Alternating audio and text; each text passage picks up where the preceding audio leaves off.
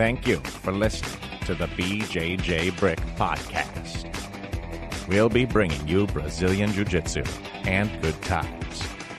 We hope to flatten your Jiu-Jitsu learning curve, help you get the most out of your grappling ability, and meet your goals both on and off the mat. Welcome back to the BJJBrick Podcast. This is episode 261. Today we're talking about white belts, giving some white belts advice, and sharing a little bit of our knowledge that we have.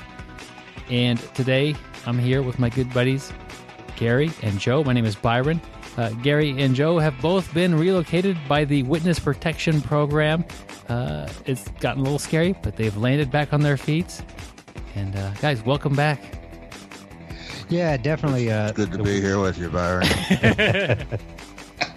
We can't really tell you where we're recording from. So what we're going to have to do is at the end of the show, we normally say where you can roll with Joe, where you can roll with Gary. If you happen to come to town, we're going to have to leave that part out just so that Joe and I don't end up at the bottom of Lake Pontchartrain with cement shoes. Yeah, there's actually, they've just traded houses. There's a team of rogue two-stripe white belts out there trying to get them. And so they just had to hide for a little while and lay low. So they just switched houses. Yeah. One thing I've done is I changed, the address in front of my house that's painted on my sidewalk, is I changed that. So if somebody did find where I'm supposed to live, they'll go to the wrong house. The neighbors will be very confused. Yeah, and I notice everything I order from Amazon goes to my neighbors. Man. Well, But I did get a nice dress today, but I don't think that was mine. Yeah, you're getting the wrong things, it looks like. Gary, one good thing is if you order a audiobook online, it goes to the right place, to you, because it's an email thing. And we've got just a thing for you. We have an audiobook called Your First Year of BJJ. It's me, Byron here, talking to you for about 2.5 hours and walking you through a lot of the common things you'll run into your first year and really want to get you off to the right track. I think that the first year is such an important time to not only find the joy in jiu-jitsu and get good at it, but make it a habit and make it a lifelong journey. And I think that there are some tremendous benefits to jiu-jitsu if you could do it for a long period of time. And that's really the goal with the audiobook. It's $11.99. There'll be a link in the show notes. And this episode will be a little similar to that because we're talking about white belts and giving some advice. But the book is maybe, I don't know if it will be more organized or just kind of just geared towards the first year and helping you through that. So that's the goal of the audiobook, and we've got some good feedback from it, and I know we've helped some people get through their first year with a lot of success. So check it out. There'll be a link in the show notes. Yeah, really, we could just wrap the show up right now. Advice for white belts. Buy Byron's audiobook. Yeah, hey, good. The show is over. But before the show is over, I would like to do a off-the-mat lesson. And this is when something happens to us in real life and we take it back to the mat or vice versa, something that we've learned.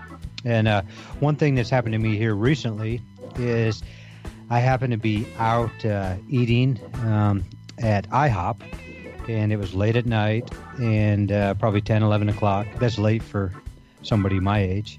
But I won't tell you where the IHOP's at because, I'm in the Witness Protection Program. I don't want you to know. Yeah, it's Wichita. Yeah. Oh, thanks, Byron. Oh, sorry, Gary. Yeah. Hey, wait, somebody just kicked my door down. Go to the closet, Gary. Keep phone contact here. But hey, so I'm sitting there eating, and it's kind of late at night, and most of the people in there are drunk except for me and my sixth grader. And all of a sudden, the manager comes over, and he's like, "Hey, do you drive a black car?" I was like, "Yeah, that's me." It's like, "Hey, I need to talk to you over here." And kind of like took me over into a corner. And I'm like, what the heck? So it's kind of weird. So I got up and went over to the corner. And the guy's like, "Hey, there's a lady who just ran into your car. And, she's freaking out, thinking that you're going to go crazy and start yelling at her and this and that and be really belligerent." And if you guys, Byron knows me really well, I'm really not that kind of guy. I look at a car, it's just a car. I know some people are different, but for me, it's, no big deal. So the manager made me promise that I would go over there and not start a fight, which I was like, I think I look like the farthest person from getting a fight. But so, I go over there and the lady's just shaking, and she's got her family there. And, I came over and apologized to her. I felt terrible just looking at her. And hey, I said, hey, no big deal. A car got hit. I could care less. I'm just glad nobody got hurt. And, we'll take care of it. And, so we go out and look at the vehicle and everything. And there's very little damage. And she's freaking out because her husband's a classic car owner. And, he would probably shoot somebody. She was saying if something like that happened, like, she's just going to believe that I didn't really care. And I was like, no big deal. I was like, I can get it fixed. I can either go through your insurance company, or if you want to, give me your phone number and we'll go through it without the insurance company. Because I was sitting there thinking it can't be more than a couple $100 worth of damage. And it ended up totaling like $250. So we didn't go through the insurance company. But, that lady, we were texting each other back and forth. I feel like we kind of even became friends. She found out what I do for a living, and now she switched all her banking activity over to us. We kind of became friends, and, what she thought I was going to be mean, and who knows, maybe I am a mean person, but I don't think I am. But, taking it back to the match, and kind of something we talked about last week where, I was talking about, I had one bad experience, and I was kind of a jerk to a training partner. And, I just made me start thinking about, here, this could have been a bad experience, or maybe I did have a bad experience, but look, I guess really hitting your car is a bad experience, but I consider that lady and I friends now. Not that we're going to go hang out and eat IHOP together, but, I consider us friendly. She's a stand-up person. She thinks I'm a stand-up person. And, if I would have just, everybody's going to make a mistake. That guy I rolled with probably made a mistake and, was scared or I don't know what happened. I've made mistakes rolling with people. And instead of just throwing that person away because of one little mistake, let's get to know the person. And there's probably a good chance we're going to become friends. We're going to be training partners for a long time. We're going to help each other in our journeys. And, that's just one thing that, when that happened to me, it's, I could have been mad and I wasn't. And I just think that lady and I became friends. So I thought it was kind of cool. Yeah, I think that speaks almost just more to you, Gary. When you meet somebody, you're going to be nice to them. And with her, she was expecting somebody mean. So like expectations were in the wrong area anyway. And so when you weren't mean, it's like this guy is not only not mean, he's really nice. It's because you expect one thing and you get the other. It's like if you go, you go to a restaurant that's usually pretty bad and it's actually pretty good. Well, then it's amazing. You're like, I can't believe it was actually that good. Her expectations were a little bit different on you, I think. Yeah, like I was expecting it could have been a terrible time. My car's hit. I could have reacted and been upset about it. But really, what good's it going to do? That lady and I don't become friends, and my car gets fixed. And I don't feel good about it. But my car still isn't fixed. It's getting fixed next week. But I could care less about my car, and I feel like I made a friend. And if I can do that in jiu-jitsu, there's always going to be, especially on a lot of new people, they're going to be a little nervous the first time they roll. They may tense up. It may not be the best roll in the world. I can get mad about that, which is stupidity. And me and that person may never gel. Or I can take that person under my wing, make them feel really comfortable, and we'll be good friends and hopefully, train forever. Yep, that's a good one, Gary. Sorry your car got all banged up and it ruined your entire day. And you have now in the witness protection program to avoid her husband from tracking you down. Yeah, I didn't listen at all, did I, Gary? Didn't even listen. But he even offered to fix it for me. But the problem is they live about an hour away, and I did not feel like driving over to their house and hanging out with him for a couple hours while he fixed it. Thought that'd be a little weird. You're not that good of friends yet, huh? No. Man, you handled that with class, Gary. That's awesome. Yeah, it really was weird. They are such nice people, and the crazy thing is they thought I was going to be some crazy animal, and who knows how that could have went, but it went great. I really did go great, and it's kind of weird because in a situation like that, I don't think it would ever go great for me.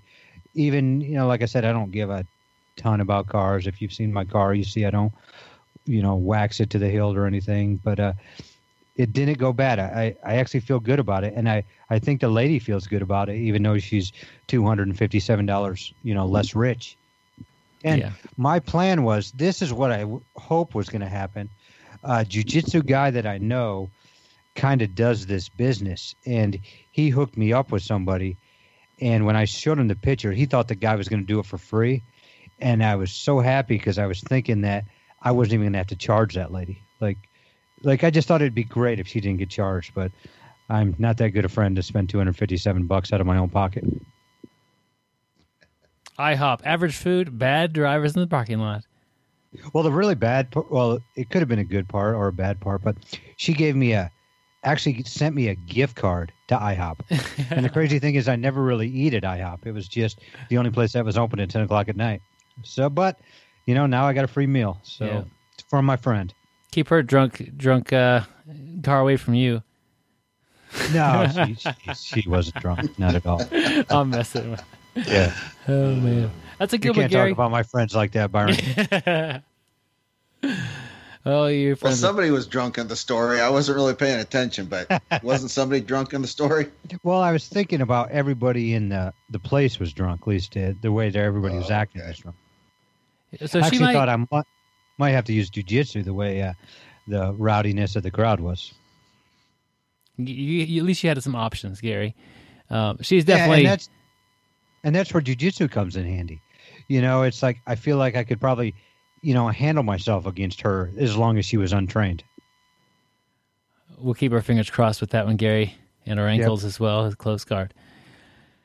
She's definitely not a top-level driver of a car, but maybe she's okay on a bicycle. Definitely could be. Could be. Life is a lot like riding a bicycle.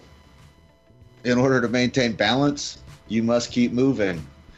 I think Albert Einstein said that. Does that sound familiar? That sounds right to me. Yeah. Yep. So how's that relate to jiu-jitsu there, brother? Well, I think, people find balance in jiu-jitsu, but I think it's really in order to, just keep moving with your jiu-jitsu. Have something you're working on.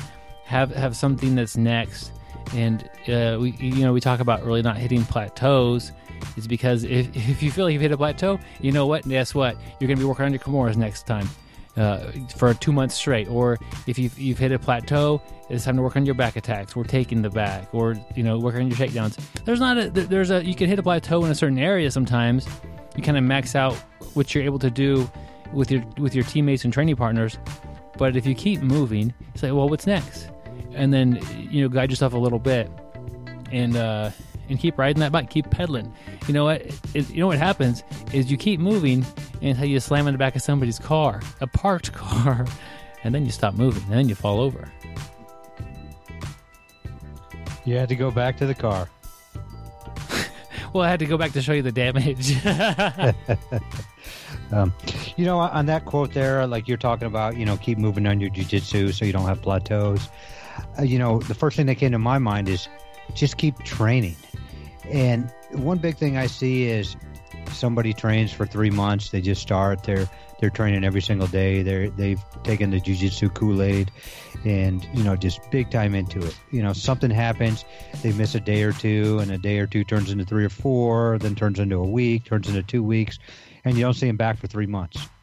They come back 3 months later. They just watch the UFC, watch Conor McGregor, watch somebody and got all fired up and trained again for another 2-3 months. And the cycle just keeps repeating. And they wonder why, their skill level isn't the same as somebody who started with them, 4 years ago, but has trained consistently, maybe only 3 days a week, but has, been consistent for 4 years straight. And, that's the one big thing I see is even I see people just training 1 or 2 days a week, but they never take that time off. They're, unless they go on vacation or something, or they're sick, but they still keep coming and they still keep getting better each and every week. So, my advice after reading that is just keep training. Yeah, and if you think about a bicycle, it's true. You can't keep your balance if you stop moving. You got to keep moving, and by the act of pedaling and moving it or getting some speed, which might seem scary if you're new to a bike, is what you have to do to stay up on a bike. I don't want to pedal, I'm scared. You want the safety of not going fast enough to get injured, but you're going to fall over, you're going to lose your balance on that bike, so don't be afraid to pedal on the mats, or try something a little different, or like test yourself a little bit, and that will help move you. Yeah, enter a tournament, go visit another school for an open mat. These are all things that can kind of be intimidating when you first start, but Byron's right. The more you do them, the more your courage will build, your confidence will grow. It gets easier as you go, and just be consistent at it and keep moving. Well, that was a good quote, and I think we tied it to jiu-jitsu good enough. We used like one of those old bike chains and attached it to jiu-jitsu. But we do have some good advice and some knowledge, I guess, to pass down from our many years of many mistakes and lessons and conversations we've had and interviews and podcasting and whatever, to the white belts out there listening. And perhaps you're not a white belt, you're blue belt, purple belt, black belt, whatever. You're going to be around a lot of white belts. Everybody is. And it's good to just keep an eye out for them and help them along their journey. So I think that anybody today could really hopefully gain some sort of insight and be able to be a better teammate, if not a better grappler, by what we say today. So that's kind of the goal with this episode. And here comes some advice, white belts. Thinking back at it and kind of what our goal of this podcast is, it's really to grow jiu-jitsu, to keep people going. And, we talked about Byron's audiobooks, and that's to keep you going through the first year, which is a tough year. And, just advice for white belts, if we can make it a little bit easier, give you some advice, that's our goal. We want you to keep training. We want to grow the sport. Me, Joe, and Byron, we all started a long time ago, and each one of us can tell you about rarely did you see a jiu-jitsu school. And I know when Byron and I started, there wasn't a black belt in Kansas. Oh, sorry, I wasn't supposed to tell you where I lived for my witness protection. But, there wasn't a black belt in our state. Now there's tons of them, and it's growing, and we want this sport to keep growing. So the more help we can give white belts and people, newcomers, the better it's going to be. Yeah, I was fortunate enough just the other day to meet a guy who had been coming a couple of days in class, and he ordered a gi, and he got his gi in. And he's putting it on for the first time, and he has a belt. And I always like to roll with somebody either on their first day, which I missed that because I wasn't in class, or when they first get a gi, kind of early on, and really get to know them and introduce myself and make sure that they at least get to roll to do that. So if you're that new, I try to grab you and at least roll with you once, and I try to do it, early on. Byron. Yeah. Byron, can you define grab you? We want to know, is that like something you can get arrested for? Grab you? I know you've spent some time in jail. No, just say, hey man, let's roll in. And okay. That's all I'm trying to get out of Gary. But he was putting his white belt on, and I told him, that's the most important belt you ever have. And I don't know if he believed me or not, but I really do think that that's one of the hardest belts to get, and it is the most important belt, because if you don't get that first belt, if you don't start, there's nothing. You can think about jiu-jitsu all the time, but you need to go get that belt, put it on, and start training. And so that white belt might be your hardest one. It might be fairly easy for you, but it might be super hard. Yeah, and for me, it was super hard. I've talked about that so many times, how I wanted to do jiu-jitsu. I was afraid. I finally made the courage to make the call, found out when class was, and drove by the place. I was scared to go in. And, I was so proud of myself. The second day I actually did stop and go in. But, I was scared. And I never really thought about that. But when you said the white belt is, could be your hardest belt. And for me, for some reason, I got some courage that day and went in.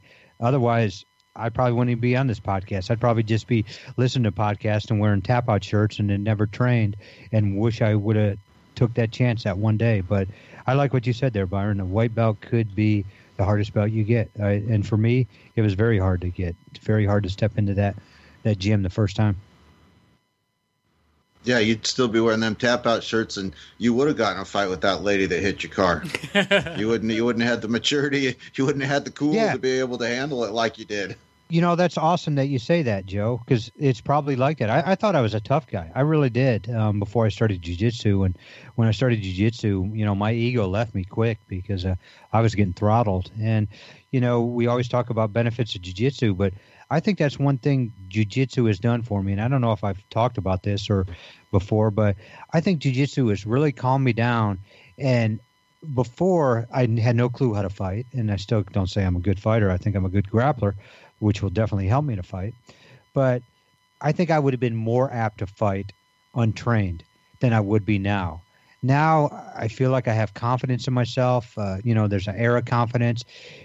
I would try to walk away. I would try to talk my way out of it and walk away. Where before, I would probably throw the first punch. I would end up, running my mouth and thinking I was this and that and throwing the first punch. But jiu-jitsu has given me confidence, and it's a great air of confidence that I can walk away and feel good about myself. And I know what I do, as a hobby, can really help me. And I think that's a really good concept that jiu-jitsu has taught me. Gary has an air of confidence, which is different than most people who get into a fight who make a confidence error. Ooh, yeah. I like that one, Byron. But I just think that when you're at the gym already, and you could be a white belt or you could be a black belt or the gym owner or somebody who's fairly new to the gym, but when somebody who's new comes in, it's important to try to welcome them the best you can. And so part of my process is to get them and to roll with them and make sure they have an enjoyable roll. It's not going to be, that difficult for them, and they'll get to try some jiu-jitsu that we've done that day and just kind of experience that, because I can't guarantee all of their rolls that first day or that first week or whenever they start rolling are going to be like that. But this one will be. And really, they're the lifeblood of the future of the gym, and we need to get them to find enjoyment and get some satisfaction off of what they're learning. Yeah, you're keeping them there. Like you said, you can't guarantee all the other roles, but man, they've met at least one friendly, smiling face. And I'm going to go to Joe on this because I've seen Joe post this on his Facebook numerous times. Joe seems like, will every now and then have a friend of the family or his son or friend of a son or maybe even a son or somebody rolling that's new. And I've seen you post that numerous times, Joe. You'll post a picture and say, hey, thanks so-and-so for coming. It was great. You did really good. And, it's just the encouragement. It's the shout out on Facebook. And then, you always see Joe's teammates always posting on there too about, hey, good job. Glad you could come. And if that's me, that first guy, what Joe and his teammates do, what Byron does, what Byron's teammates do, it's definitely going to make it a lot easier for me to step back in there and keep training. And don't mistake the other white belts in the school as being people who can't help you at jiu-jitsu. You could be white belt easily for 2 years, and you know a lot about jiu-jitsu in 2 years. You could know quite a bit in a short amount of time, especially compared to somebody who's new. But these are really going to be your peers and your equals for a while. And I look back, Gary and myself are white belts together, and here we are podcasting. Since it was 2002, and now we're podcasting together, like we're still buddies. And I think that bond of struggling. Buddies. Well, I did kind of divulge your secret location. Whoops. But I think that the bond of struggling together is it really builds some friendships. And if I'd have came in there and Gary was a lot better than me at jiu-jitsu, sure, I would have respected that. That's really great. But I don't know if we would have had that same, we struggled together, and we were awful at jiu-jitsu together. And I think that we were terrible. But you look at your fellow white belts; those are the people that you're gonna come up through the ranks with and get better at jiu-jitsu with. And so you need to encourage them to stay on the mats and try to help them when they have difficult days, just like they'll hopefully help you. Guys, there are so many things to learn in jiu-jitsu, and I think most people are overwhelmed by the amount of techniques and positions that there are, but largely focusing on the fundamentals, which is your basic position work and what you should be doing from each position, is such a huge thing that's good for you to do, and that will never be a waste of time. You'll be doing the same fundamental things your entire jiu-jitsu career. So any time spent working on fundamentals is a good idea. And that's one thing I see a lot. I feel like people are trying to learn too much. The fundamentals, look at guys like Hadra Gracie, who are just so good at the fundamentals. They crush anybody that they're going against. And the fundamentals aren't really flashy. And sometimes it seems like people want to do barambolas and flying triangles and flying arm bars. But, stick with the fundamentals. And that's why you hear it all the time. Fundamentals, fundamentals, fundamentals. Do that. It's always going to be there, at the start of your career, at the end of your career. And that's one thing I see is as more time has gone on, I've been training this for a while, seems like I just go back to fundamentals all the time, and you can just keep working on that same thing and find little variances, little ways to do something different that is going to make that position so much better. Yeah, oftentimes people have been grappling for a while. We talk about fundamentals, and I think sometimes a guy that's been grappling 3 or 4 months, they're like, okay, you just talked for 5 minutes about concentrate on the fundamentals, but I still don't know what a fundamental is. And I'll just throw three things out that I think white belts, new grapplers could try and pick up on when they see people demonstrating moves and when they're asking questions. And I would say framing and grips and posture. And oftentimes I'll go in reverse. Oftentimes in posture, people think when you're in close guard, your coach is always telling you posture, posture, posture. And when you were a kid, your parents tell you to have good posture and sit up straight. And that's what they think of as posture. But more accurately, I think in jiu-jitsu, there's sort of a correct body position for almost every position you find yourself in. And it has to do with like keeping your elbows in, staying in a tucked position. The Jiu-Jitsu Brotherhood, Nick put out a video on this one time where he really talked about having a strong structure, and that's what I think we mean when we say posture.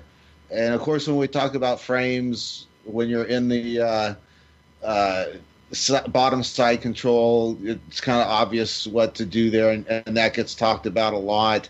But even like when you're in half guard and you get the knee shield in, think of that knee as a frame and think about making it strong, and thinking about sometimes connecting your knee to your elbow and then your shoulders on the ground, and it just makes one solid frame.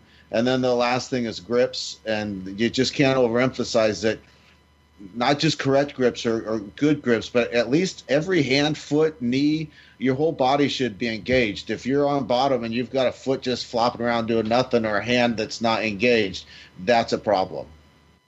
Joe, what you just said is gospel. If you don't listen to any part of the podcast, just listen to that, 3 minutes of Joe talking about the fundamentals right there. And, I can go back. Two nice things you said. Yeah, 2 nights. Shoot, I got you 2 and Byron 0. So, yeah, I'm the cool guy. But, just go back to myself on that. Joe, you were talking about framing, a couple episodes back, maybe 10, 15 episodes back. And it got me to thinking that my framing is something that I neglect a little bit. I'm not as strong as I want. And you were even talking about structure. I know you were talking about structure this time on posture, but you were talking about, making a strong structure, like you were just talking about your knee, using the knee shield. And, I really started thinking about framing, especially on half guard.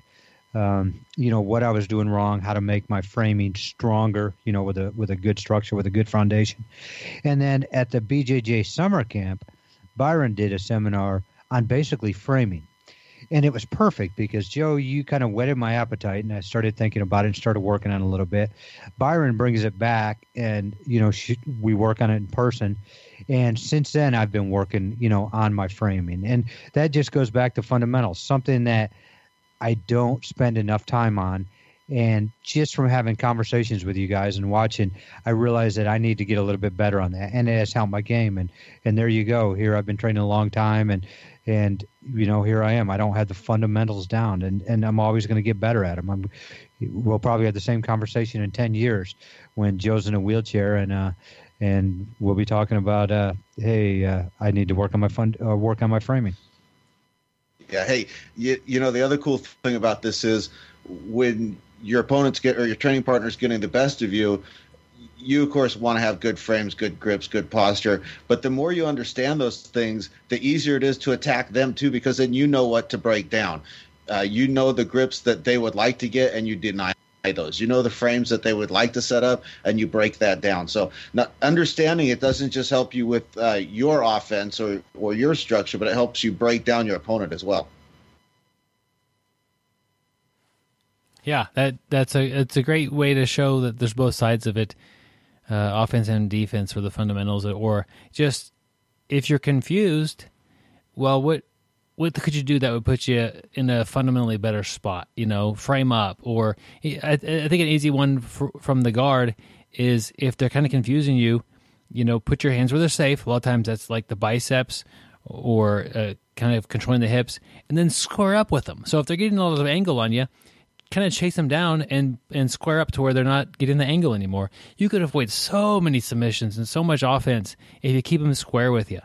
And you could do that by kind of moving you, by moving them, by kind of chasing them with your knees and getting their hips squared back up with you. There's a lot of different ways to do that. But like, if you're confused or if they have an angle, come back to like a home base and then work from that. You don't need to fight out of a confused spot. Byron, I like what you're talking about, confused. And, as I've got a lot of belt, experience. yeah. As a white belt, as a blue belt, purple, brown, black, we're going to be confused a lot. The one thing I want to say is, you're confused, never be afraid to ask questions. And I think a lot of times early in my career, I was afraid to ask questions. I'm kind of a introverted person. It's kind of weird. I'm on a podcast, but until I get to know you, normally I really don't talk a ton. But never be afraid to ask questions, and that's where it's good to have a great environment. We talk about picking your school. We want a school where you're not afraid to ask questions, where questions are encouraged. And I know I talked about this last week, but at the BJJBrick summer camp, talking with our special guests, Rolly Delgado, Tim Sled, and Jake Fox there, 3 very good black belts and, teachers and own their own schools. But, it's just cool when I was listening to them one time, they were all just talking about how to become better teachers. They study, they talk about, they try to get better at listening, to questions, and how to just make the person comfortable to ask questions. So my big advice is never be afraid to ask questions. There is no stupid question. And a lot of times if you're asking that question, other people want it, but somebody may be afraid to ask it. Yeah, and you don't just need to stick to asking your coach questions. The great thing about being a white belt, you can learn from almost anybody in the room, especially if you're a fairly new white belt. So if you get armbarred, it might seem strange, especially if you're new, but just ask the person, what happened? Or what would be a good thing to try to do to get out of this? Like, nothing always works in jiu-jitsu, especially when you're new. If they want to armbar you, they're probably going to be able to do it. But what should I be trying to do? I don't even know what to attempt. They'll give you advice. And obviously, if they just finished an armbar, A, they're good at armbars, and B, I guarantee you they've done a lot of armbars that haven't worked. So they can tell you, okay, actually, most people do this to get out of my armbar. And you'll be shocked with how willing somebody is that just almost broke your arm, and how willing they are to help you avoid the situation altogether. And it's really a great culture that we have developed in this sport. That has been developed in this sport. And just, you could basically ask somebody, how could I not get beat by you the same way again?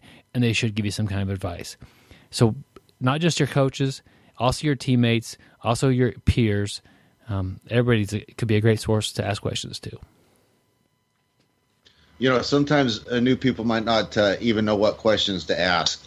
And we had John Will on the show recently. And Byron, you can help me out with this because I might forget one point. But he was talking about ask 5 questions for every position that's being taught, and you will learn it much faster.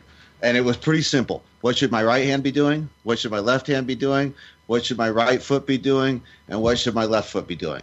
Now, Byron, I don't know if you remember what the 5th one was. I think it had something to do about angles. You know, what's the correct angle that I should be at? But that's a really good starting point, because each of your limbs should be engaged. If you don't know what question to ask, just start there. Pick a position and ask your coach, okay, I'm working on this position. What's the best thing for me to be doing with my left hand while I'm doing this? Where should my right hand be? And you will make progress quickly if you do that. And learning why they're doing those things is also nice to know, but you could get along for quite a while just by knowing, okay, do this, or don't push like this, push like this instead. But ultimately learning the why behind those is another step in your education. Yeah, John Will's pretty smart. I bet he covered that, and I just missed it. And, you know, one thing, Joe, you're talking about ask 5 questions for every position. Byron, you're asking, why are we doing this? And, you know, I can see some people saying right now, it's like, man, that's information overload. Each class, I'm going to have a lot of stuff in my head and I'm going to forget it. We've talked, you know, numerous times before about notebooks, about, what do you call that thing? Evernote or something? I know you use, Joe. Note-taking. Yeah, note-taking apps, old-fashioned pen and paper. I do see people who use, apps and pen and papers, to take notes do better, seems like, than people that don't take notes. Have a pen and paper, have an app that's going to help you remember this stuff, and, take a little bit of time after class and, jot stuff down. Yeah, speaking of apps, Byron had a note on here that we might want to talk about good sources of information, and there are a lot of good apps out there. Of course, there's good podcasts. I heard the BjjBrick Podcast has some good information on it. Even has an app. I'm going to throw a little. Even has an app, but I'm going to throw a little plug in here for an app that I use routinely, and it's called Great Grappling. If you just type in Great Grappling in an app store on the internet, you'll find it. But what I like about it, I'm opening it now. I open it up, and it gives me a couple options, and one of them is search by position.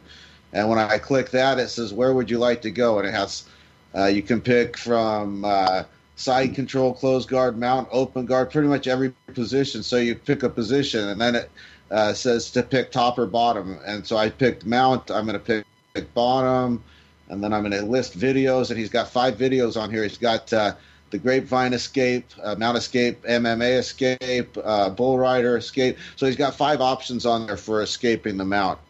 And it's a great app, and you don't have to use what I use. There's a ton of these kind of things out there, but they're just short little videos, 4 or 5 minutes, and I can sit in my car before I go in class and watch a video and get primed for the training session. Or if I'm at work and I've got a few minutes of downtime in the truck, I can watch a video. I carry it with me all the time. So when we're talking about sources of info, there's a ton of them out there. But, man, almost everybody's got a smartphone, and you got to take advantage of the technology we have available to us. That's a great point, Joe. You're talking about, watching the videos and getting primed. I know Byron does that a lot, watches videos and gets primed, but I think we're talking about different types of videos. He ain't rolling with me after he gets primed, I'm telling you that. Thanks, Gary. 2 positive things I've said about Joe and 1 negative about Byron. You're on a roll, Gary. I'll just say that. I'm butter. Okay. Just because you put a lot of butter on yourself before you go train doesn't mean that you actually are butter. I guess you are Gary. So it's all escapes. It makes it easier. That's true. But Joe makes a good point, though. Getting back to all seriousness, great grappling. You'll find different, ways to learn, different places to learn online. A lot of places, have online teaching, costs money, but it's cheap. There's a lot of different ones out there. Talk to your coach, talk to training partners, find out what's worked for them. Check out BJJBrick's YouTube page. Byron talks about a lot of different DVDs, does reviews on them, and find something that really works for you. We all learn a little bit differently. You'll find instructors or that you learn better from the way they teach, or just their style. So you definitely experiment. Byron's big into experimenting. Check that out and, help your game out. I think some of the obvious sources, we're talking about sources to learn from amongst a few of the things with Gary. But obviously you learn a lot from your coach. I think a lot of people learn just as much, if not more, from the collection of their teammates. Because you learn so much while you're rolling. Like the coach will show you, here's an arm bar, here's some details, do this and hold it like this and things like that. And you go pair up with your teammate and you guys do the technique, you talk a little bit, they get out of your arm bar, okay, that's not tight at all, and they have you tighten it up. You learn a lot from your teammates. And just you need to realize that that's the way it is and be that type of teammate for other people as well. But also thank them when you're, after you get done training or you get done with technique portion. Hey, thanks for being working with me today, and the detail was very helpful, and that just encourages them to do that again next time. Yeah, and you're always going to have people at your school, at your gym, that are better at certain moves. Like I have people ask me, "Hey, can you teach me a north-south choke?" And my north-south choke is flat up garbage, but there's always somebody in your school that everybody says to go to that person for a move. And, you always have experts at different things. But you're going back to Byron talking about how it seems like you learn more from the students than you do from your instructor.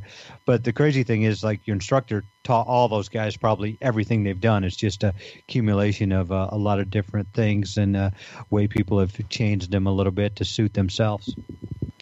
But you're all a product of your gym and your instructor. Guys, I also want to talk a little bit about, obviously the class is broken up into several different sections. Probably a warm-up, technique portion, rolling, different things for different schools. But a lot of white belts have the idea that they want to go do open mat, and some people really like it, some people don't.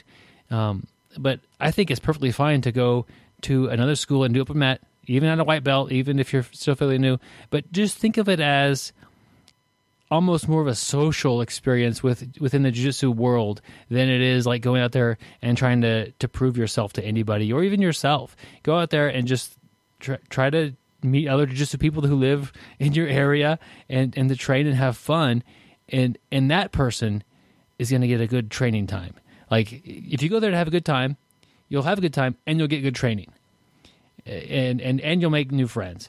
I think a lot of white belts get the idea that they're going to go to open mat and see if they're any good against the other gym. I think that's like kind of the wrong thoughts about open mat, especially at the white belt level, because open mats can be very tough, and you could, and at that point in time, you're just making it tough on yourself. Yeah. Treating an open mat, visiting a new school as like a tournament's kind of a sure way to not get invited back, I think. Much better if you just go to make friends and expose yourself to new techniques. In fact, you're probably better off from a learning standpoint, even if you've been doing jiu-jitsu for a year or two. You go train with a whole new group of guys, you're probably better off kind of letting them play their game and seeing what their game's all about, because it's likely going to be different than what you're seeing every day in class. Yeah, that's just if you go to open mat, go for the right reasons. We can say that about any belt level, but you can go as a little higher ranking person who's got some good mat time and go in there and have some really hard rolls and have a great time as well. But as a white belt, go in there, have fun, have a smile on your face from start to end. Train with anybody who wants to train with you, and make sure that they know that you're there to have a good time and to do some jiu-jitsu and meet some people. And that's really what that'll help you build your reputation, because you're not going to have the reputation of being like an amazing white belt oh, did you everybody roll with that white belt? He's phenomenal. Like, that's not going to happen. Don't even try to do that. Go there and be like the person who is the most enjoyable to roll with, or the most fun, or having the best time. That reputation you could build, and it starts when you decide to do that. Yeah, it's like, hey, I really like that guy. He was fun. He was, funny, asking questions. That's a guy I'm going to take under my wing. That's a guy I'm going to help. And like Joe said, if you go out the other way, you may not get invited back. You may not have people like you. My goal, everybody's got a little different goal, is to, have fun and grow myself in jiu-jitsu. And I'm going to grow by having other people have respect for other people, and they're going to take the time and teach me stuff if I treat them with respect and courtesy. Byron and Joe, your first year of jiu-jitsu is a tough year. A lot of people drop out. What do you guys see as pitfalls, roadblocks that, maybe if somebody could avoid them and see them coming, kind of like a submission, maybe it would make their first year a little bit easier? Gary, before we got you on the line, Byron and I were talking about this, and I said not setting a sustainable training schedule, which is funny because you talked about that earlier in the show. Yeah, and I think that's the number one pitfall I see guys make. They come in, they want to set the world on fire, they want to train 5 days a week, and they're talking about, how soon they're going to get to the next belt and win the next championship, and, it's go, go, go, and I just see them get burned out. And then eventually you don't see him anymore. And I'm with you. You said that the guy that trains 4 years at 2 or 3 days a week, is much better off than the guy that's sporadic and 5 days a week for a while, and then he's not there for a while. And I agree completely. And I try and tell guys that I don't try and discourage people from coming to the gym, but set a schedule that you can maintain. If you can do it 5 days a week, some people can. That's fine. But that's the biggest thing I see. Joe, I'm going to say it again.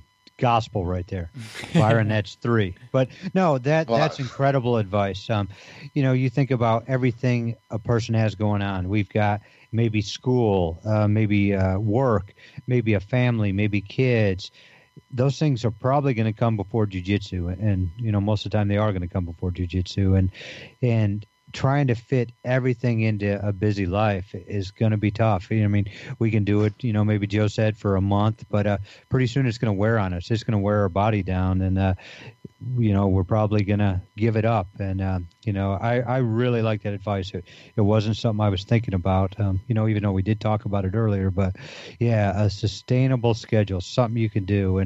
And some weeks you're not going to be able to make it. And if you can't make it for a week, be okay with that. And, you're on vacation or you're sick. Be okay with that, and, get healthy, or have fun on your vacation and come back and start again. You only miss 1 week, big deal. And sometimes that 1 week is good to just relax and go back into some of our previous articles, because we've talked about, if you miss a week or two, a way to stay, focused. But we won't talk about that right now. Another one I was thinking about is your ego. And I think that's one thing that hurt me when I first started. I wanted to win. I come from a sports background and thought I was a stud and could do well. And sure enough, I couldn't do well when I first started. I was terrible, but I still wanted to win. But what happened when I put too much focus into winning and not tapping is I wasn't learning. Byron, you were brand new at this time too with me. But I'll remember a piece of advice you gave me, and this goes back to Byron saying, another white belt can help you. And when we started, there wasn't a lot of people that trained. And, me and Byron were the 2 white belts. And, well, everybody is a white belt, but me and Byron were the 2 new white belts. Everybody else had been training 3 or 4 years. But I'll never forget one time, Byron, you told me, I tapped another new guy who came in behind us with a can opener. Nail this. And I remember I was so happy. Like, I think that might have been my first tap, and I was happy. And this guy was new. And I remember, Byron, I got mad at you when you said this to me. Like, right off the bat, you're like, Gary, that's terrible. Why would you tap the new guy with a can opener? Work your technique. Work some moves. And, at first I was like, come on, Byron, you're just mad because I tapped him. But the more as I went through with jiu-jitsu, I realized really what Byron was doing. Byron really cared about me, really cared about my growth, and I was sacrificing, my will to win, and doing it with headlocks and can openers instead of working on the arm bar that my coach taught me that day, the triangle, or working sweeps, and instead of just trying to muscle everything. And that was great advice, and that was from a white belt who started 2 weeks after me. So there I am learning from a white belt, but my ego really hurt me in my first year or two. And if I could do it all over again, I would try to be more open and not care about winning or losing. Yeah. Thank you, Gary, for the compliments. You keep piling them on me this episode. See, I threw one on you. I mean, Joe's definitely got a lot more compliments, but that you really helped me out there. You talk about, I made a few notes before we get started about some pitfalls, and you talk about ego. I think similar, I just wrote, you're too tough. Like, this isn't a tough man or woman contest. If you're going home all beat up, and Joe talks about being sustainable, that's not sustainable. You should be going home maybe a little sore, especially your first few months. Your muscles are trying to adjust, and you're being put in really bad positions, and you don't know how to get out. You'll be a little sore. But don't let people beat you up. It's okay to tap to stuff that may not be quite right with the submission, or maybe not totally have you in danger. You want to feel good when you go home. And you don't want to get home and be so beat up your spouse or your family are like, what are you doing? This isn't, you want them to be supporting you. It's like, yeah, that was great. I had a good time training. And think of the time you are rolling not as, and this, I'm guilty of this as well, especially back in the day. Think of the rolling time not as a time where you're fighting and your combatants battling. Think of it as training. You're trying to get better at jiu-jitsu. You're trying to increase the skill. It's not combat time, and I think you'll be in a much better mindset. You're trying to learn a skill, and you do that, and part of that process is to get some live rolling, but it's not a fight. We're training. We're getting better at jiu-jitsu. It might seem like a fight sometimes, but the goal of it should be, like the backbone of what you're trying to work on, is get better at jiu-jitsu. And if you're can opening everybody, Gary, you might be limiting yourself. I was darn good at it. Yeah, I'm glad, you had that talk with me, because I would hate to be known. We were just talking about the guy who's, the guy who's got the good Kimura, the guy who's got the good guillotine, the guy who's got the good leg locks. I definitely wouldn't want to be known as the guy with a good can opener. That's why they call you Campbell's, well, Gary. If it makes you feel any better, Gary, somebody had to have that talk with me about 3 weeks in as well. Good. Yeah, but yours was 3 weeks in. Mine was like a year in. Yeah, yeah. When I first started, I told you guys I had a little bit of jiu-jitsu in my 30s, and I must have been 37 or so, and I was rolling with a guy who I can empathize now, because he's about the age I am now. He was like 50, and I was in his guard, and I started can opening him. It's like, we don't do that. So you live and learn. Hey, I just want to say something about the ego, because we mentioned it, and it's an important topic, and it's kind of a tip to help you overcome your ego. You're never going to get rid of your ego. Everybody's got an ego. The point is to have a healthy ego. And I think what it helps, we talk about jiu-jitsu helps you conquer your ego, and it does. But coincidentally, we're also getting older as we're progressing in jiu-jitsu, and we're getting wiser. And I think as I've gotten older, I've just come to the conclusion that my performance on the jiu-jitsu match has almost zero to do with my value as a person. I'm no more valuable. I'm no better or worse if I have a bad night on the mats or not. There are things in my life, the way I conduct myself at work, the way I conduct myself in my daily life with other people, the way the husband I am, the father, those kind of things, that's where I put my value. And what I do in the gym, that almost means nothing. Yeah, Byron says that when he watches me roll. My jiu-jitsu almost means nothing. No, Joe, there you go. That's gospel. You said it. Yeah. Another great thing. Gary hasn't said anything like that yet. You were killing it today, Joe. But yeah, that is good. And what you do outside, is definitely more important than the day on the mat. But going back to that, I just think of, I am so much better as a husband as a worker, as a father, as a friend, due to jiu-jitsu. Like jiu-jitsu has taught me so many lives that have made so many lessons that have made me better in everyday life too. Synergy, baby. You got that right. That's gospel, Joe. Another, I've got a couple other things that people do sometimes when they just kind of start jiu-jitsu. You got to realize you're walking into a group of people that have probably known each other for a long time.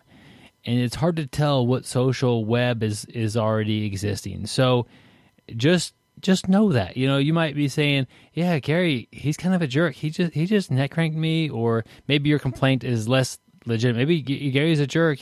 He smells bad. Well, that's also, well, he's really sweaty. No, you might just be complaining about Gary and his personality, and that he squeezed $200 out of this lady who didn't even hit his car.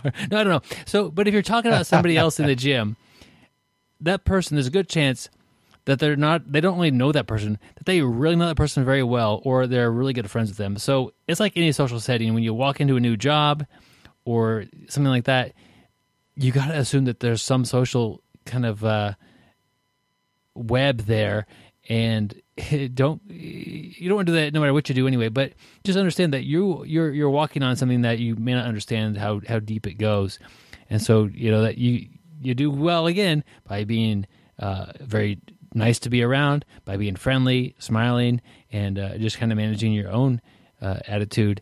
But if you start talking negatively about somebody, you're probably going to be talking to one of their friends pretty soon. Kind of just a general social thing that I see sometimes people do. Yeah, jiu-jitsu is a big social club sometimes. I mean, you know, it's like real life. You'll see the different cliques in jiu-jitsu academy. But yeah, if you just treat everybody nice and with respect and courtesy, you're going to fit in. People are going to help you out. People are going to be nice to you. And, you know, it's just going to make your journey that much easier. One of the biggest pitfalls I see, especially kind of in the later time of being a white belt, is really wanting that blue belt. And I get it. You know, it would be cool to get a blue belt, but don't rush it. Don't kind of get on your coach about it and remind them how great you are. It'll happen. When it happens, you're going to continue to train in the next year or 2 years down the road anyway, so it doesn't really matter. It's a little easier to be a white belt that occasionally taps out a blue belt than to be a blue belt that occasionally gets tapped out by a white belt. So if your coach is kind of seems like they're waiting for you to get a little bit better, maybe clean up some technique, that's their decision. They've got a lot of experience in making that decision. And it might be something that you don't even understand, as far as they're waiting until you are more helpful to the other blue belts, or the other white belts. It might be kind of a not a technique thing that they're waiting for, especially when you get to a little higher belts. You know, you might be being held back from getting your brown belt because as a purple belt, you have no ability to help anybody on the mat. You're in it for yourself. And I've seen several people kind of get held back for that. And not that they can't hang with the brown belts, it's that you're having a hard time becoming part of the team. And you're still in it kind of for selfish reasons. So who knows what the reason is, but just enjoy being the white belt. You could ask the dumb questions, and nobody looks to you to know the obvious answers sometimes. And there are definitely joys to being somebody who's wearing that white belt. And yeah, it's just part of the journey. And once you get that colored belt, you're done with that white belt, and you can't go back. That's perfect there, Byron. I've seen so many articles about, what drives coaches crazy, and it's the one always, I think I should be move up to the next belt. So let your instructor decide that. You'll get there sooner or later. It's a journey, and it's going to be a fun journey. We're talking about pitfalls, and one thing that I do now a lot. I didn't run into this when I was earlier in my career, but just in case somebody does run into it, I think it'll definitely be a pitfall. Pitfall is, be healthy. What I mean is, if you get hurt, if you hurt your knee, you sprain your ankle, your neck is sprained, and take some time off. I have a habit, Byron will tell you, of not taking any time off, and my injury never heals. Take a week, take 2 weeks off. just, make sure that you can come back to the mat. Make sure you can turn your head. You're going to learn better. You're going to be able to do this stuff when you're healthy, when something's not bugging you every movement you make. So don't be afraid to sit out for a week. And like I said earlier, there are ways to learn when you're out. You can still show up to practice and watch. You can, watch some videos. You can go over your notepad, your Evernote app or whatever. So, stay healthy. When you are hurt, stay off the mat and get better. Yeah, that kind of goes back to the sustainability issue we were talking about. Definitely. And I happen to be chatting a little bit today with one of our mutual friends, Andy Dickey from California. Awesome. And he was telling me he's training 4 times a week. Plus he's got a strength and conditioning coach, and the guy's in his 60s. But I know that some of his training sessions are privates. He takes privates and he goes, and it's just a learning and a slow rolling kind of thing. And he's figured out a way in his 60s to be training 4 days a week. So it's possible. You just got to do it smart. Man, I always look up to Andy. Yeah, shout out to Andy, man. That guy's awesome. So this definitely isn't the comprehensive guide to being a white belt. Hang in there. It gets, I think jiu-jitsu gets a little easier the more you understand it, but it never gets easy. Like, that's the great thing of it. It's always a struggle. And that may sound bad especially if you're new at it, but there's always a challenge presented in front of you that you could try to defeat. And I think that's one thing about people is we don't like things that are super easy. We want a challenge. We want one that's obtainable, but we want something that if we work hard, we'll get better at. And jiu-jitsu provides that experience. And kind of embrace that. Embrace, if you work hard, you will get better at it. And that's very rewarding. You know what's great? You're talking about the struggle. And a lot of times we think of struggle and we think of it as Joe's on top of me, Joe's just smashing me, like a physical struggle. The cool thing about jiu-jitsu, there's a physical and a mental struggle. That's why I like it so much. There's the physicality of it, the strength and the athleticism, but then there's also the mind. I just think it keeps the mind so sharp. And, I wonder if any studies have ever been done about Alzheimer's, the onset of Alzheimer's with people who train jiu-jitsu. I mean, you talk about as you get older, if you're not really working your mind, you have a better chance of, developing Alzheimer or stuff like that. But I just wonder, like, as much as we work our mind in jiu-jitsu, if that's something that maybe delays that. It's just, I just love the mental and the physical aspect of the sport. That's the best thing about jiu-jitsu. The gospel, Joe? But so, yeah, like we said, you're always learning. That's not a comprehensive list, as Byron said. But, as Joe likes to say, you never miss an opportunity to learn. Tell us about that, Joe. I do like to say that. If you go to the BjjBrick website, you'll see a new article up there. It's actually one that I started months and months ago. I've just been busy, but glad to have it finished, and it dovetails in with this episode really well. I just talked briefly about 2 ways to learn from your teammates mostly, and Byron touched on that a little bit during the podcast. And those 2 ways would be through tactile feedback, in other words, what you're learning while you're rolling, and through verbal feedback, conversations you have after the roll, after class. And I see 2 mistakes that people can make to kind of shut those learning processes down, and that's kind of what I talked about. One mistake when it comes to the tactile learning is to avoid your opponent's A game at all costs. And I'm not talking about being smart and like if your opponent likes to play spider guard, I'm not talking about learning to break grips and get his foot off your bicep and that kind of thing. I'm talking about, I'm so tired of Byron triangle choking me and sweeping me with that spider guard that I'm just going to pull bottom side control if I have to. I'm not going to get stuck in his spider guard. That just doesn't do me any good. I really think that you need to train with everybody in the gym, and you need to go ahead and experience everybody's A game. So I think that's the first part. And then with the verbal feedback, I think it's real important that you're an approachable person. And if a white belt or a lower belt comes up and they start offering you advice, somebody starts in with, that Kimura was close, but and right off the bat, you're like, hey, look, if I wanted to finish with that Kimura, I would have. If that's your approach, nobody's going to offer you any advice or feedback. So, yeah, I think those are two great ways to learn, and I think it's important that you don't make any mistakes to shut those down. Joe, I want to go back to your tactile feedback. You were talking about, I think it's really, really good advice. Don't avoid your partner's A game, your training partner's A game. It's definitely going to help you in the long run. And it kind of makes me think back, Joe Byron, we've been getting an email from one of our listeners, and his name is actually Joe too. And he's talking about, what to do because he's a lower level. The higher belts are pulling him in to their guard. And the first thing we're all saying is like, hey, that's perfect. No problem there. Get used to being in his guard, get used to passing. And in the long run, it's just going to make you that much better. They're pulling you into their A game, but it's definitely going to help you out. In the short run, if your ego's in there, you're going to get tapped out a lot. There's no big deal about that. As Joe said, we've got other stuff that are more important, but we're learning. As long as we're always learning. In the long run, we're going to be have a lot of experience in somebody's guard. That's their A game that, we're not going to be threatened when somebody puts us there. We're going to know where to go, how to pass, how to stay safe, and make the best of it. Gary, I'm glad you mentioned ego because that was something I was thinking about after I wrote the article. Every time I write an article, I think, I should have added this, I should have added that.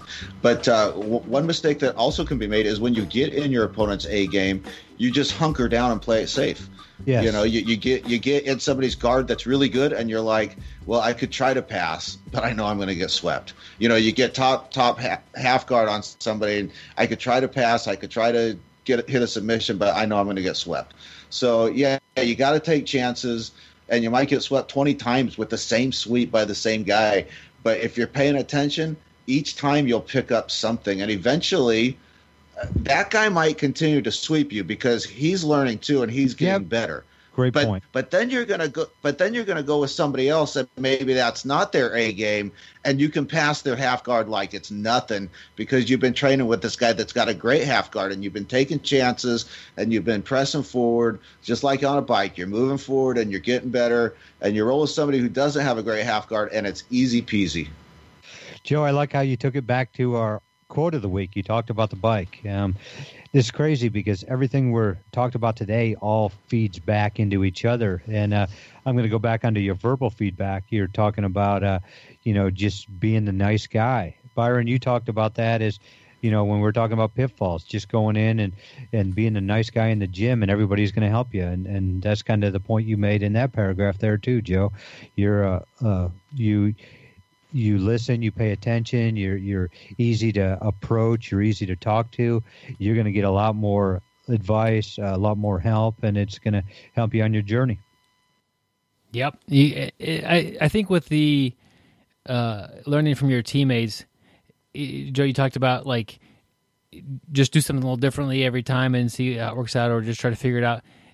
Asking them, we talked about it a little bit too, just how could I not have that happen quite so badly? Or what do most people do to avoid you finishing that sweep? Or help me out a little bit. And don't come at it from a place of frustration. Don't say like, hey, dang it, you swept me 3 times in one day. Just say, hey, man, any advice for me in that spot? Because I'm struggling with it. And I think that's you learn a lot from your teammates. And that's just an example of in Joe's article that he's demonstrating that again. Yep. Joe, where could the article be found? It's on the BjjBrick webpage. Yeah, go there and find it, check it out, and thanks for checking it, guys. Yeah, we got it going on. We got us a podcast, a webpage, we got an app, we got on social media. All pretty normal when you think about it. Got that. Got that newfangled YouTube thing going on. So now on YouTube, they have videos. No. Yeah, awesome. Dude, it's really something. Hundreds of hours of videos, guys. Hey, you know what else we have? We have audiobooks. And Byron and Gary have been working on one. I'm excited for this book to come out. 2 weeks in a row. Yeah, you guys, you're hitting a home run, man. 2 weeks in a row. Nice. They wanted to know more about women's combative arts, and they wanted to think outside the box a little bit. So they went undercover and actually joined a roller derby league. And they participated as Tequila Sheila and the Cinnamon Roller. And they were a duo commonly known as the Gruesome Twosome. And so they've written a book chronicling their journey through an entire season of roller derby. Guys, tell me a little bit about how your jiu-jitsu helped you with that. You want to go ahead, Cinnamon Roller? Yeah, absolutely. You don't get the name because I'd always sprinkle a little cinnamon on my roller skates before we get on the rink there. And man, we learned a lot about self-defense trying to do roller derbying. Very rough sport. One of these times, Gary came rolling around that curve. He engaged a slingshot method with me, took off, and he had is there a ball involved in roller? I don't even know. That's roller ball, Byron.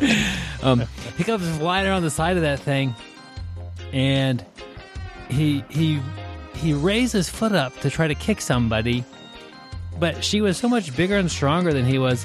When he kicked her, he lost his balance. And he fell back drunk. really hard. Yeah. I'm Tequila Sheila. I was drunk. That's true. You were drunk in your studies of roller derby. Yeah. But you fell really hard, and that would have been okay.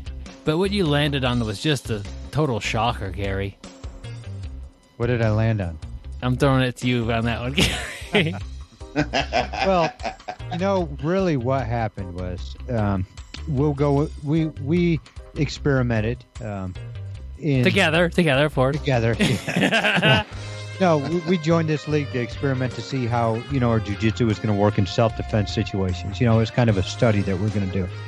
And, we decided we had to have different factors in there. Like, that's why I was Tequila Sheila. Like, could I be drunk on tequila, not have all my wits and still do well? And, that's why I'd fall a lot.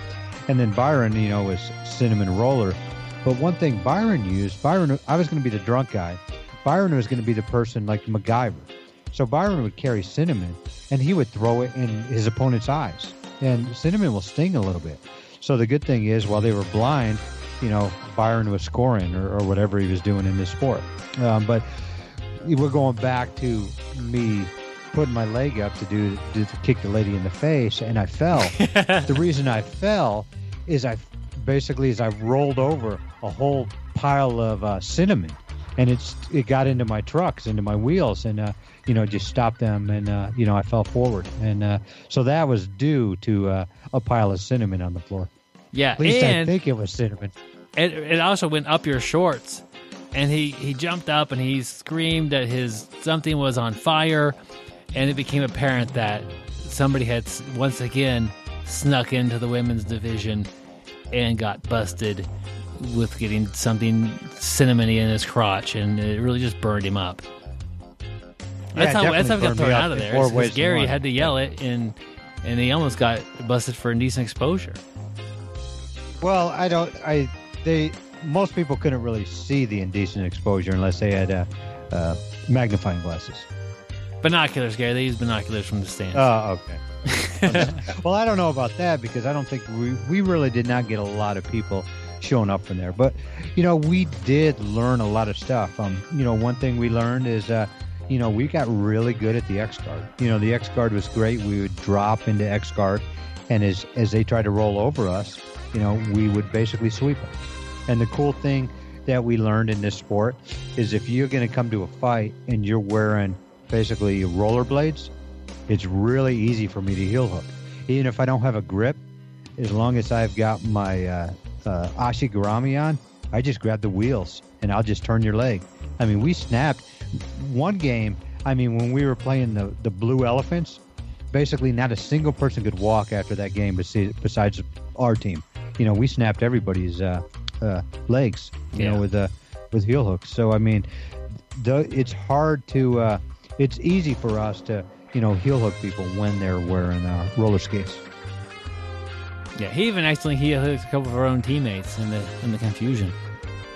Yeah, but they deserved it. Yeah. They were trying to neck crank you and can Well, opener they weren't you. friendly. They weren't easy to approach. You know. Yeah, we were the white belts, and they weren't friendly to us. Yeah, we were the only ones wearing white belts in the entire thing, and I don't know We if it was actually a wore no-gi. Yeah. It looked like it was no-gi, some of the stuff they were wearing. Yeah. Gary had a pair of fishnet spandex. Over the Some spats. Yeah. Well, you know, all in all, it was a great experience. I mean, before I started, I had no clue how to roller skate. And by the time I was done, I still had no clue how to roller skate. Yeah, because you spend all your time heel hooking everybody, but it worked. Yeah, I mean, a lot of times Byron would slingshot me. And what would happen most of the time is I would get stuck in the pile of cinnamon. So I would just lay there. And every time somebody came over the top of me, you know, I just lay down. And as they tried to rollerblade over the top of me, I would just, you know, jump up into a single leg X, kind of almost like pulling Ashigurami, and we'd get him on the ground, and I'd finish it right then and there. And then Byron would be coming around the second time, and while they were holding their knee, Byron would drop some more cinnamon in their eyes, and you know, so that way we took care of them, you know, twice. Not only did we make it so they couldn't see, we would also hurt their legs. So we were a pretty good team. Yeah. And Man, that's just like blood sport. it's brutal. It sounds brutal Yeah. anyway. Yeah. if this ever happened. You imagine somebody listening to him right now, and it's like they're Googling cinnamon roller and tequila Tina or whatever my name was. Like, I can't find anything. That's true. Yeah. So what that was, thanks for sticking through that, was our fake audio book. That'll never come out. Well, it might come out. It was an experience that we're trying to mold the audiobook around, experience that never happened, in a book that will never see the light of day, unless Gary gets it together and really pieces this thing and wants to share that experience he had. Yeah, maybe I'll do it. I do like cinnamon rolls, so that kind of is true. Yeah, definitely, Byron. You go buy me some cinnamon rolls, and I'll think about it. Okay, and as you eat some cinnamon rolls, And we'll take a shot of tequila with it. woo, That sounds nasty. that's a tough group there, Gary. But I do know about a very nice group, and I'm talking about our Patreon supporters. People who listen to the podcast and they say, hey, I'd like to help these people out, help them build a bigger and better show, and continue to do what they're doing. And what most people do is they get on there and they pitch in like $1, $2 or $3 per show, and at the end of the month, your card will get charged for how many shows we have. And you could put a limit on that. Say, hey, you want to limit it to 2 or 3 shows, that's fine. We'll mail you out a 5-inch BjjBrick gi patch and a sticker as tokens of appreciation. Because, man, we really appreciate you Patreon supporters. One of my favorite groups of people are the Patreon supporters. That's all there's to that. I want to give a shout out to Christopher, Paul, and Adam for their continued support. And it really means a lot to us that they all have all signed up on Patreon and are supporting the podcast and helping us grow. Patreon is definitely growing. In any sort of a podcast or thing that you see like online and somebody's doing that, consider supporting them, because things don't last forever. You know, these different shows pop up and different things happen, and a little difference could make a big difference between whether somebody continues to do something or not. So if you have somebody other than us that's on their Patreon and they're asking for support, consider it. If it's worth $1 a week or $1 an episode, support us. If some other show is worth it to you, support them, and it goes a long way. It's also very encouraging to have support from you guys, like mentally and also financially, and it means a lot. And once you open up the Patreon account, you can support a few things pretty easy because it's all into the same account. Yeah, I started supporting somebody a couple months ago, and I know that everybody's finances are different, but honestly, I haven't missed a couple bucks every month. I mean, it's like I signed up, I support the guy, and I can't tell any difference in my bank account. And if the only money this guy was getting from me, he couldn't tell any difference either. But he gets a little from me and a little from somebody else and a little from somebody else, and then it all adds up. And he does reviews of skateboard products and stuff, and he wants to buy the product so that he doesn't feel like, oh, somebody gave me this, I might give him a good review. So now he's got the money to buy new decks and new wheels and stuff and give them a try. And so I get the benefit of learning more about the equipment I want to use. And it's only costing me a few dollars a month. So it's a good deal. And hopefully we provide enough information on this show that somebody might think it's worth $2 or $3 a month. Joe, you should send that guy an email to see if he would do a skateboard review where they throw cinnamon into the wheels and see if it keeps spinning. I'm going to do Terrible idea, Gary.